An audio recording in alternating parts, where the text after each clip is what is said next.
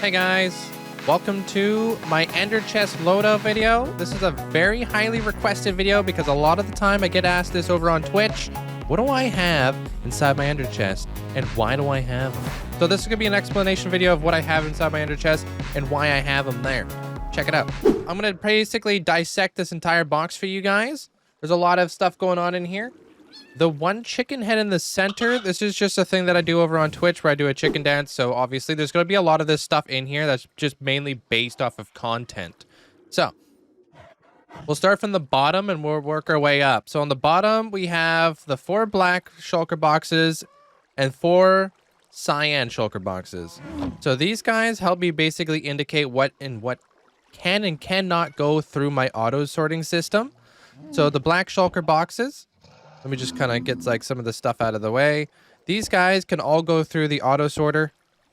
These cyan shulker boxes are going to be for stuff that I have to manually sort because obviously I'm not going to sort every single item in the game. Whether that might be stuff like this, micro block heads, and so on and so forth. It's kind of really handy to have. That way you always have like a little bit of a backpack on your journeys and stuff like that. I have my deep dark box. If I ever come across a deep dark and I fit in to basically take that thing down, I have a box that's basically ready to take it down. So I have 9 stacks of wool. White wool is actually really easy to see inside of a deep dark. And then I also have 18 stacks of night vision, which obviously comes in very handy. Next up, I have my caving box. This one I use actually quite a bit whenever I need to torch up some caves, whenever I'm building. I have different kinds of light sources as well. So torches are going to be more of like a light source that I could quickly get rid of later on. If I don't want to, if I just want to use like a water bucket or if I just want to blow it up with TNT. Obviously, we have a flint and steel. We have our TNT if I ever need to blow up holes or blow up a hole in the bedrock. So I can get netherrack in between the bedrock so I can set up beacons inside of the nether. Shears, conveniently named Shakura. If I ever need to get myself some drip leaf or whatever I need to get from a lush cave. Then I have my little bit more of a like a light source that's a little bit more built to stay. So if I don't want water to get rid of my light sources, I can use frog lights. Obviously comes in handy.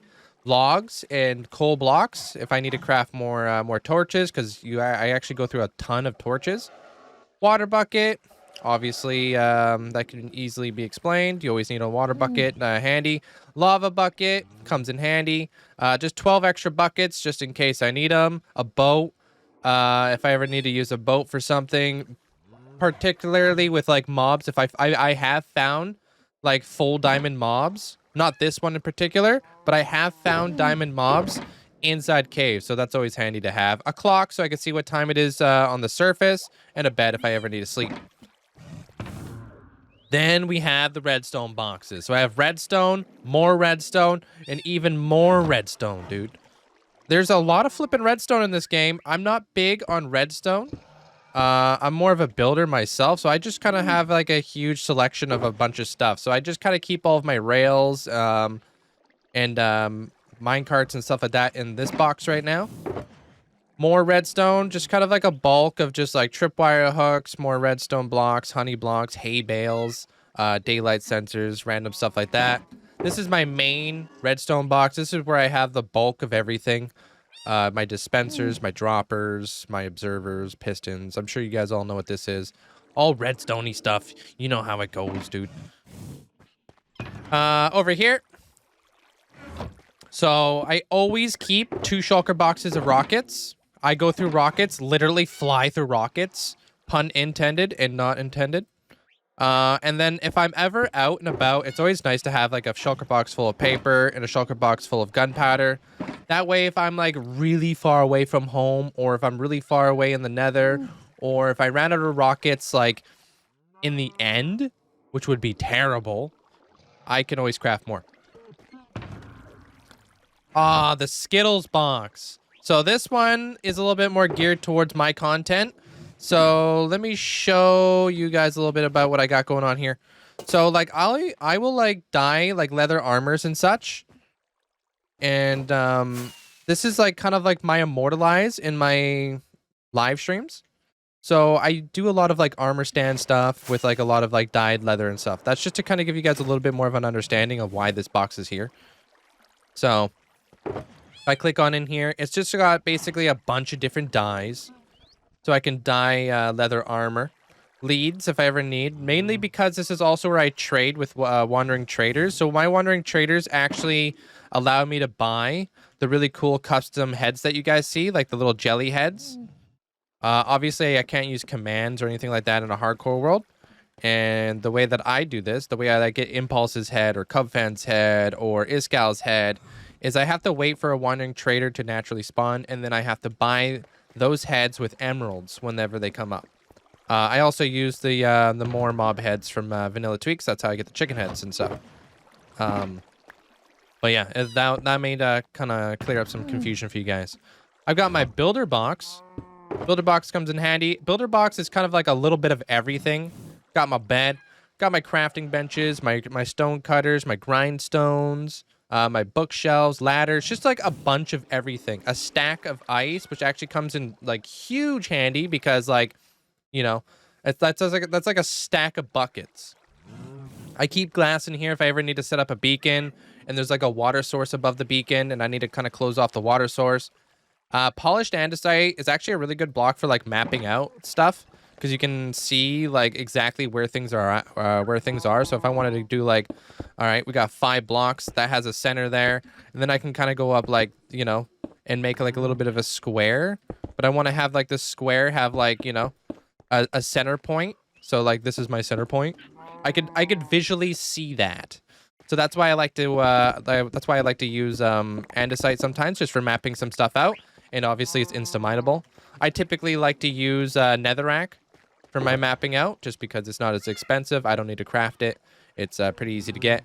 2 stacks of logs always comes in handy. 3 boats if I ever see any cool mobs along the way, like, you know, charge creepers or whatever. Buckets, we already went through that. Those are always nice to have. More like the pearlescent lights that I have in here, just to like light up some areas, a little bit more of like a source.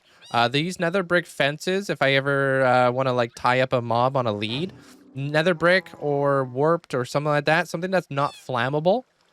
If I have signs, if I'm like kind of mapping out how I want to do stuff, so like if I'm in like an area and I'm like, I want to build a like a town hall here, like this is my designated area for a town hall, I'll just kind of like, whoops, I'll just kind of like dye it. That way, if I'm mapping out like large projects or anything like that, and then I come across one of these signs, I'm like, oh, this is where my town hall goes. It kind of helps out with the planning process, so that's why I have these signs with the glowing and stuff. And if I ever need to breed up all A's, I have amethyst shards, or shards, I guess is what it's called. We got the portal box, just a little bit of like a handful of obsidian, obviously a flint and steel. Fire charges, which I've actually grown to absolutely love. They're basically like flint and steels, except I don't need to put them back inside my ender chest. I could just use what I need. So if I want to just use this one fire charge, bam, done. I don't need to reopen my box. That's like less time, right? Ender pearls, I have ender. Coarse fruit comes in stupid handy. I cannot stress this enough. I would have died inside bedrock. I got stuck inside bedrock super early on into this world. I ate a coarse fruit and I survived. Lodestones, for those of you guys who don't know what lodestones do, because there's a surprising amount of you guys who don't. So if I place down a lodestone, they're kind of expensive. You can find them 100% inside of a stable fashion, I believe, off the top of my head. 100% chance of getting one of those in there. Or you can craft one with a netherite ingot, which I mean, scary. So if I right-click this with my compass, this compass will now will always point to that lodestone. So that's really cool. Let me just kind of throw this away so I don't get confused later on. I'm gonna be like, where the heck? Where does this thing go? So I got compasses that take me all over the place. My Froglight farm, my Drown farm, my don't know where that goes. Deserts, random deserts that I may find along my my journeys, my gold farm, camels. A lot of these are kind of messed up because these are in the nether, but this is like my base. This one points straight over there, which like brings me to a different part of my base. If I ever get lost in the overworld and I'm not looking at my coordinates, even though my coordinates are posted in the top left through sodium extras and stuff like that, you know, I keep end crystals, not because I want to respawn the dragon, but I keep them in here because I have a hall of fame in this world where people will buy like end crystals and such, and then I have a piece of glass if I ever need to like block off one of their cubbies or whatever. So that's just like another one of those things. Oh, one of my favorite, most used boxes, the potion box. So this is my preferred method of using an elytra. So a lot of people, including myself, or at least I used to, but I'm kind of like moving away from this, keep multiple elytras. Like you'll have like 9 elytras or whatever it may be. Instead, I now use these bottles of enchanting to repair my elytras on the go. It's actually incredibly handy to have. That way, I don't have to repair like 15 elytras at the end of the day if I've been exploring all day. It takes about 12 bottles of enchanting to basically repair like a full elytra. So if I stock up on like a good like 4, 8, 12 stacks, I actually can like really go really far with my elytra. And I don't need to rely on like 9 different elytras. I could just keep using the same elytra and keep on repairing it. So like moving forward in different worlds and stuff like that, I might only run like 3 elytras, maybe 2 elytras, but probably 3 just in case. Just because I never used to use the bottles of enchanting. I love them. Instant health potions, basically if I hurt any mobs that I want to keep. Let's say like, I don't know, this mushroom accidentally fell from a great height. I'm like, oh no, I just traveled like 15,000 blocks with that mushroom. Don't want to kill him. I'll splash him with like a little bit of instant health. Or like if I accidentally hit a villager and like, I'm like, oh bruh, you know, like that sucks.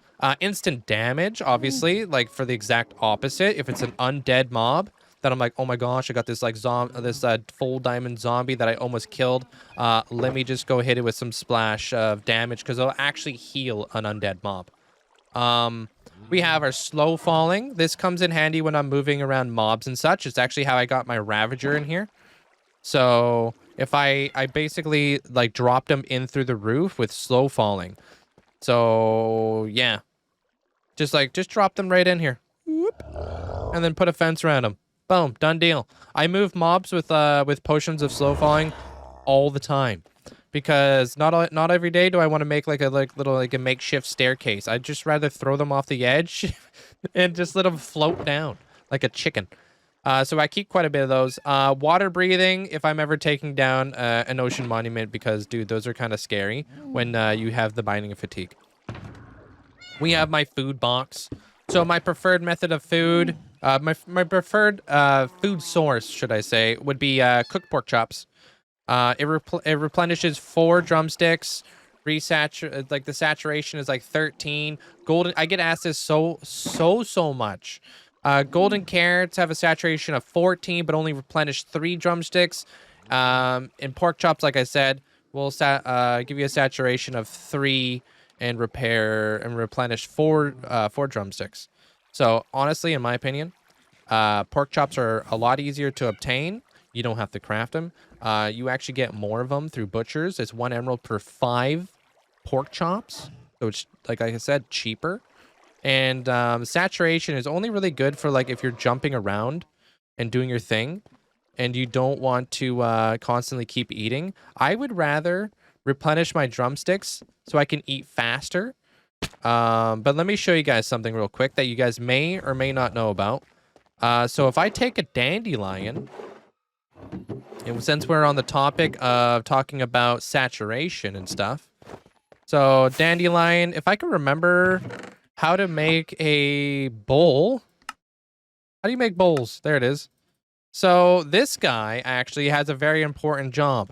So if I feed this mushroom a dandelion, right? And then I milk that mushroom, I now have this suspicious stew that will give me a saturation level of 27.